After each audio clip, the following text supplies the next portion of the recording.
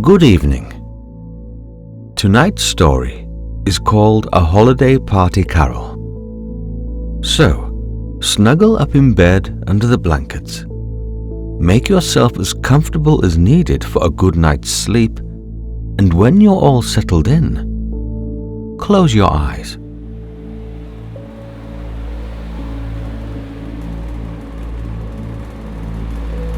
Eben lay in bed listening to the sound of the wind gently rattling the glass panes of the window.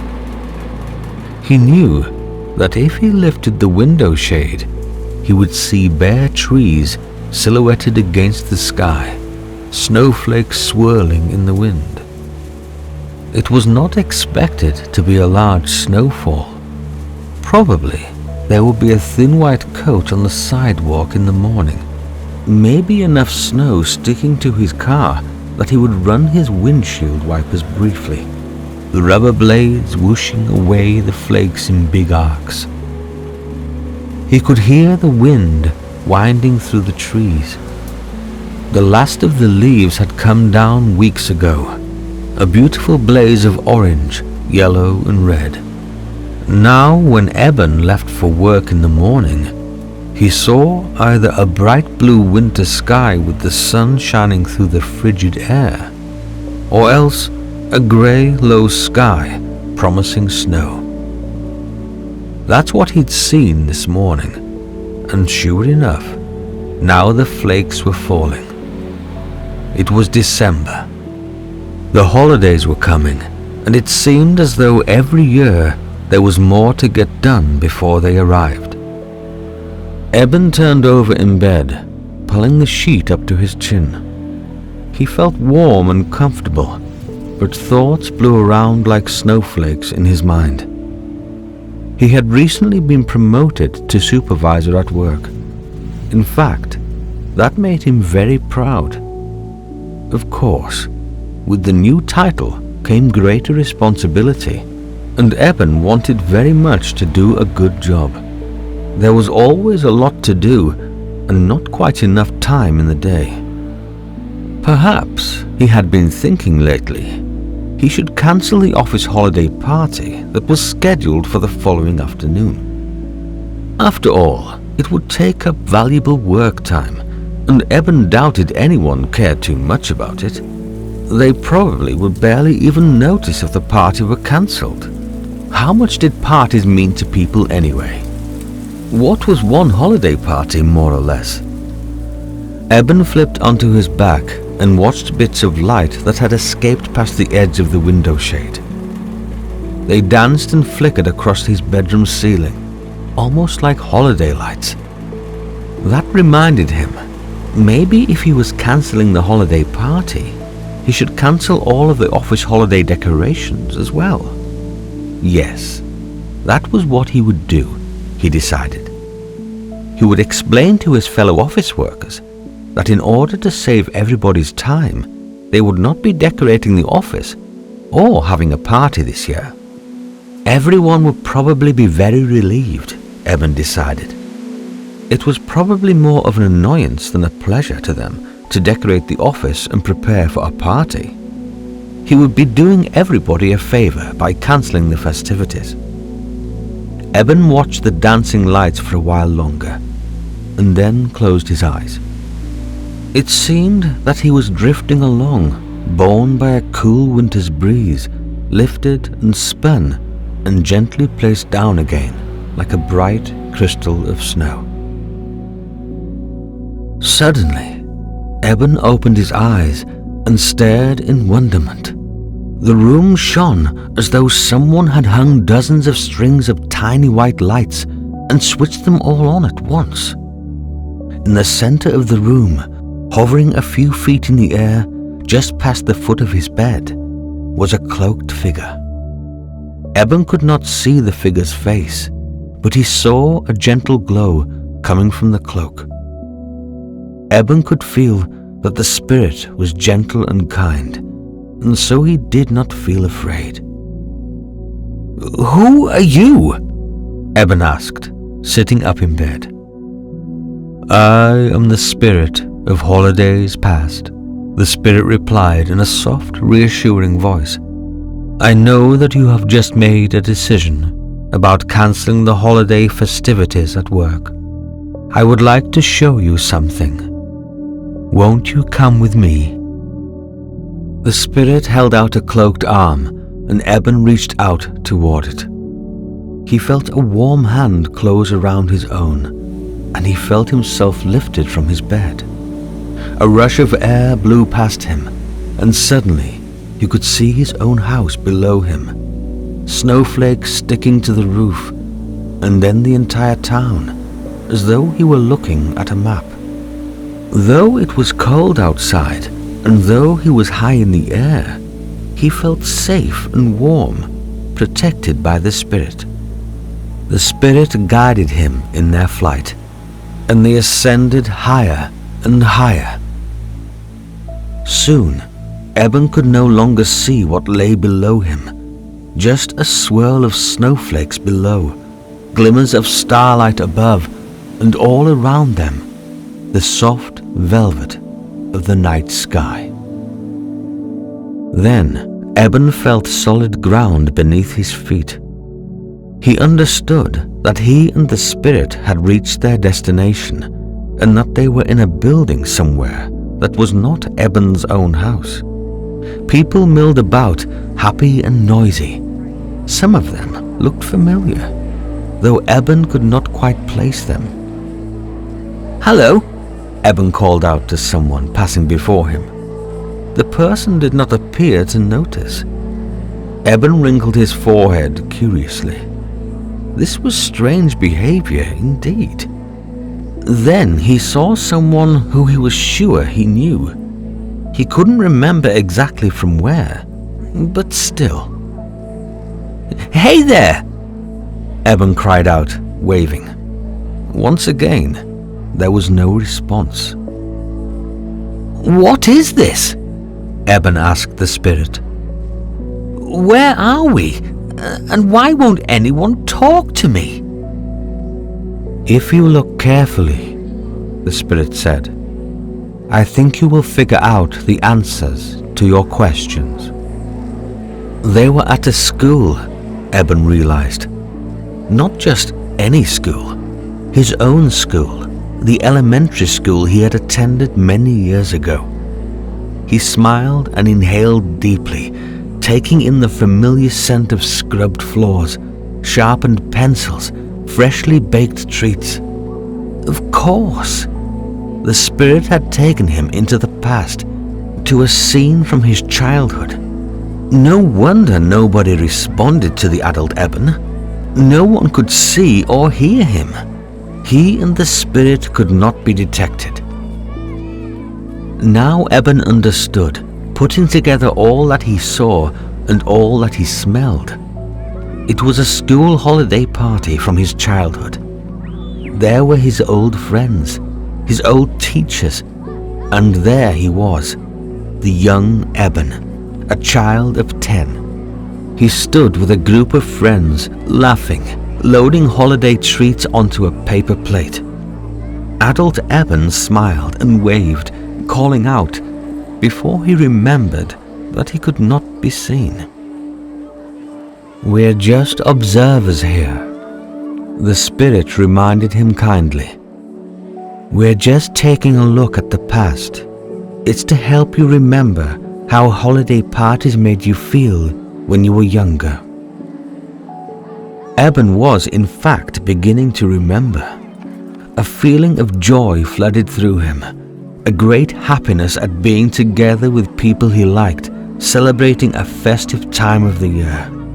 He watched his young self hold out a frosted cupcake to a friend, sharing the sweetness of the season.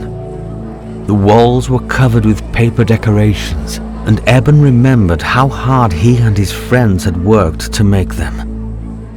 Eben had carefully cut out strips of gold paper and made long chains of interlocking loops.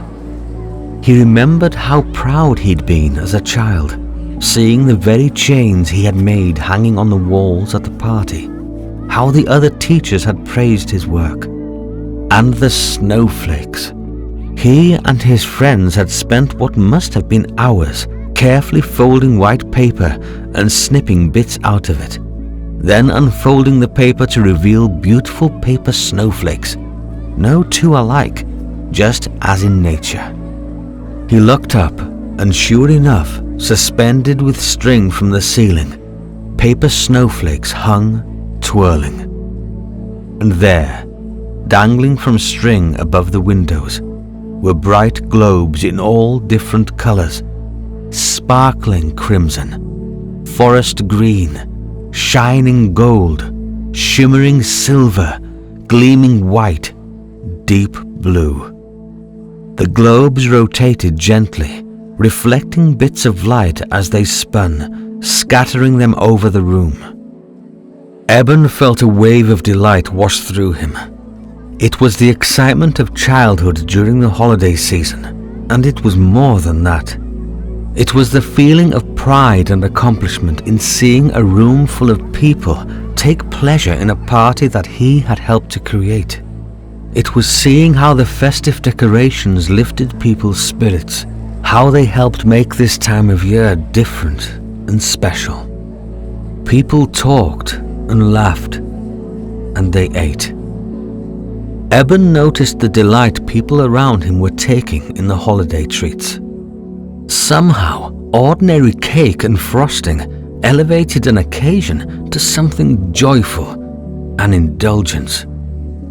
Eben watched as someone, was it his beloved kindergarten teacher, placed a tray of homemade cookies on a table. Everyone's eyes lit up, and children and adults alike lined up to sample one. What Eben noticed even more, though, was the light in the kindergarten teacher's eyes, watching people enjoy the treats. It had never before occurred to Eben that part of the joy of holiday celebrations was creating enjoyment for others. He felt a lightness, a happiness inside, and he wanted to reach for a cookie himself, even though he understood that he was not really part of the party. "I think you've seen all that you need to hear," the spirit whispered to Eben. "It's time for us to return." Eben nodded. He was sorry to leave this scene from his childhood, but he did not feel a sense of loss. He understood that in some way he would carry it with him from now on. It was a new warmth in his heart, and he felt glad. The spirit took his hand, and they rose into the air. The small school party grew smaller and smaller, and then they were above the roof of the school, and then above the treetops, and then Eben could only see stars that merged into an illuminated swirl. And then he was back in his bed, warm and relaxed, with the spirit nowhere around. Eben rubbed his eyes. Surely he had been dreaming, he told himself, but he knew the experience to have been real, could still smell cinnamon and gingerbread, could still hear the happy calling of children, could almost see the twinkling of strung lights. Eben relaxed and shut his eyes. In some dim corner of his mind, he remembered that he had made the decision to cancel a holiday party at the office, and a thread of doubt wound through. The people at the party he'd just witnessed seemed so happy.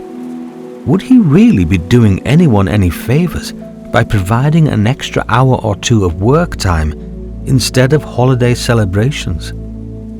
His mind drifted, wondering. Then a tinkling sound, like many tiny bells ringing all at once, filled Eben's ears, and he opened his eyes wide. At first, he could not see anything in the milky starlight that drifted through the edges of his window shade.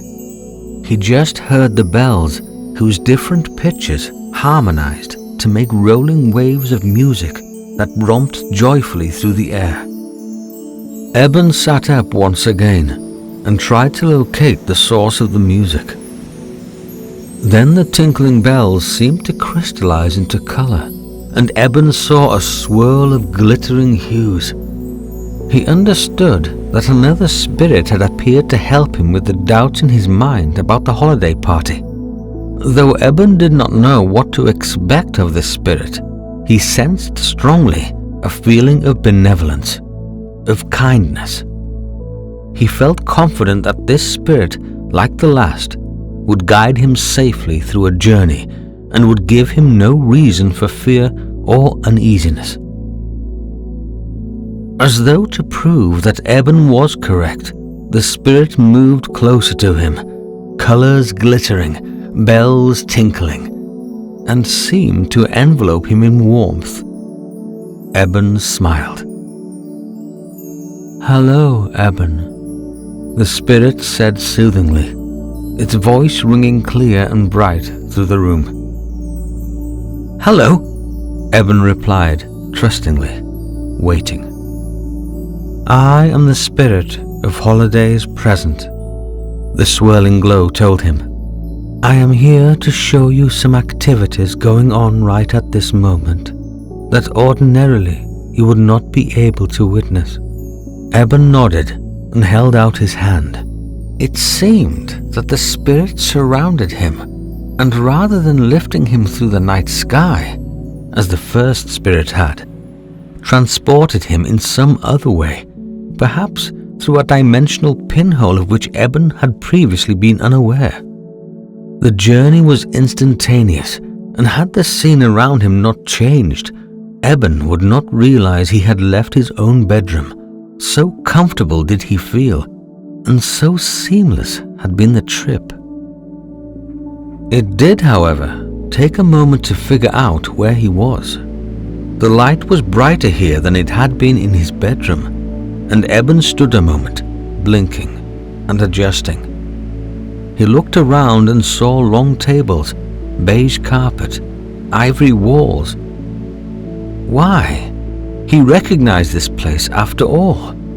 This was the meeting room at the office, the one where gatherings were held, such as office-wide meetings, birthday celebrations, or holiday parties. This was the room where tomorrow's holiday party, the one Eben planned to cancel, was supposed to take place. But why was the light on at this time of night? And what was that he smelled? Was it something sweet, with just a bit of cinnamon? 3 of Eben's co-workers entered the room, and for a second he jumped, feeling he should hide. But he felt the comfort of the spirit next to him, and realized that, as in his old school building, he could not be seen or detected. One of the co-workers, Annette, was carrying a box of decorative lights. "We'll just string these up along the ceiling," she called to the others. "I think they're enough that we can outline the door and windows too. It's going to look beautiful, as enchanted as a meeting room can look anyway." Another one of the co-workers, Tonya, agreed. "Oh, it's going to be just beautiful. You get started on those, and I'll arrange these evergreen bows along the table and window ledge. I know there's a box of ornaments somewhere. I think it's in the storeroom. I'll dig it out, and then I can arrange ornaments along the bows. Won't it look lovely?" "It will," Eben said enthusiastically, but of course they did not hear him. "It certainly will," Annette replied, unwinding a tangle of stringed lights. "I just love evergreen bows. The look, the smell, and then with ornaments nestled in them, it just looks so festive. It brings me joy just thinking about it." "Me too," said Tonya, "and especially thinking about how happy it will make everyone else. There's just something about this time of year when little things you do can make other people feel so good. We can transform this room, and the second people step into it, they will know that it's the holiday season and that they're at a holiday party." She began